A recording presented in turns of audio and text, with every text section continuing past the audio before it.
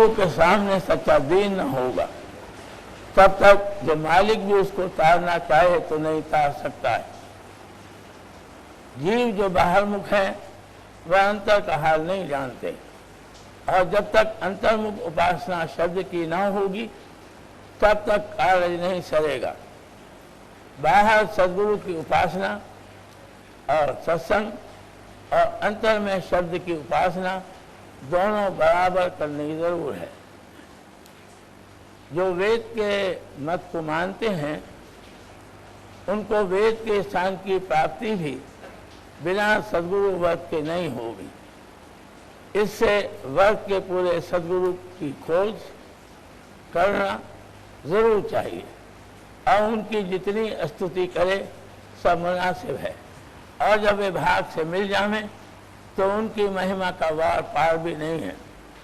और जो उनको ब्रह्मा से आदि लेकर जितने हो गए उन सब से बड़ा कहें तो कुछ हर्ज नहीं है, क्योंकि सब तरह से वर्ग के पूरे सदगुरु की बड़ाई है। जो कि गुजर गए हरचंद वे पूरे थे, पर हमको उनसे अब कुछ हासिल नहीं हो सकता है। जो कुछ हासिल होगा अपने वर्ग के संत सदगुरु से हासिल होगा। कर्म ही भुलाने वाला है और कर्म ही चिताने वाला। जैसे एक लड़के को 2-4 लड़के बहका कर ले गए और खेल में लगा लिया, और फिर वही लड़के जब खेल चुके तब उसको घर पहुंचा गए। इस तरह कर्म के बस जीव भूला है और कर्म ही के बस चेतता है। प्रेम पदराव स्वामी।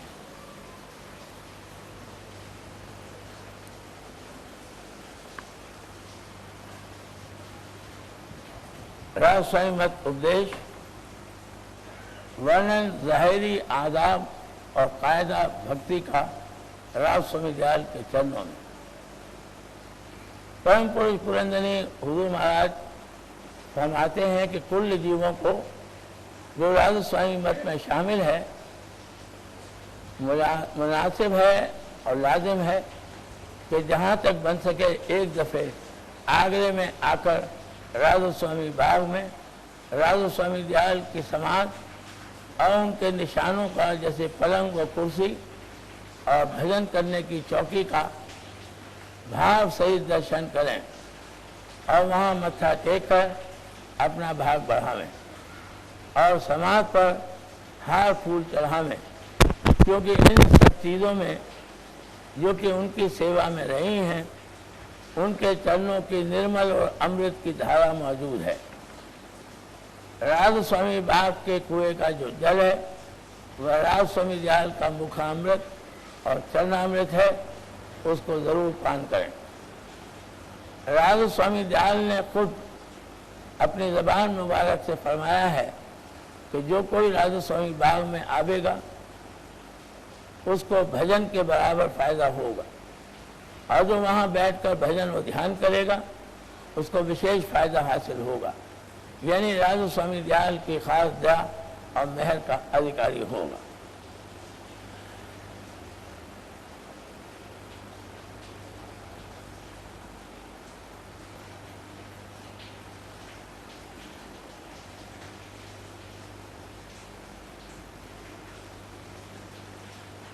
संत अथवा राधा स्वामी मत में वक्त के सदगुरु की निहायत ज़रूरत है, क्योंकि बगैर उनके मिलने के भेद कुल मालिक और रास्ते का और जुगत चलने और हाल उन संयमों का कि जिनकी निगहदाश्त प्रेमी अभ्यासी को ज़रूर है मालूम नहीं हो सकता। ये भेद और हाल वही जानता है कि जो अपने घट में रास्ता तय करके दूर मुकाम तक या किसी रास्ते के स्थान तक पहुंचा है, या थोड़ा बहुत वह शख्स जानेगा जिसने पूरे गुरु से मिलकर कोई दिन उनका सत्संग किया है और उनसे उपदेश लेकर अभ्यास कर रहा है। सिवाय इन तीनों के, एक संत सदगुरु, दूसरे सद्गुरु, तीसरे पूरे गुरु के सच्चे सत्संगी के और कोई भेद नहीं जान सकता।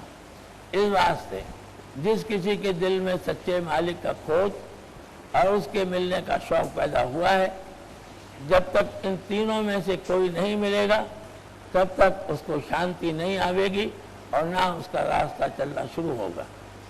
जब खोजी प्रेमी ऐसे गुरु का सत्संग करेगा तब उसको सच्चा हाल इस रचना का मालूम पड़ेगा और ये कि किसमें उसकी सच्ची प्रीत करनी चाहिए और कहाँ कहाँ उसका मन बेफायदा बन रहा है और कैसे उसका छुटकारा सहज में हो सकता है और जो सुख और रस वहाँ के भोगों में है वह तुच्छ और नाशवान है और परम सुख और परम आनंद का भंडार अपने घट में मौजूद है, जो युक्ति की कमाई से आहिस्ते आहिस्ते मिल सकता है। और कुल मालिक राव स्वामी दयाल का तख्त भी घट में मौजूद है और किस तरह थोड़ा बहुत उनका जलवा अंतर में नजर आ सकता है और कैसे उनकी मेहर और दया वास्ते तय करने रास्ते और प्राप्ति आनंद और उसकी दिन दिन तरक्की के हासिल हो सकती है। सच्चे मालिक के चरणों में सच्ची प्रीत और प्रतीत सिर्फ सदगुरु ही के संग से पैदा हो सकती है और दिन दिन उसकी तरक्की उनकी मेहर और दया से जुगत की कमाई से मुमकिन है और संसार और उसके भोगों से सच्चे बैराग का दिल में पैदा होना और उसकी तरक्की भी सदगुरु के संग से होवेगी। और तरह से जो किसी के चित्त में किसी वक्त थोड़ा बहुत बैराग पैदा भी हुआ तो वह कायम नहीं रहेगा और न उसकी तरक्की होगी। सच्चे मालिक की मौजूदगी और उसके हर वक्त हाजिर नाजिर होने का यकीन भी संत सदगुरु ही के संग से हासिल होगा और उनकी दया और जुगत की कमाई से वही यकीन बढ़ता जाएगा और एक दिन पूरे दर्जे तक पहुंचा देगा। ऐसा सच्चा और पूरा यकीन और किसी के संग से या पोथियां पढ़कर हासिल नहीं हो सकता। संतों की जुगत की कमाई भी सदगुरु ही के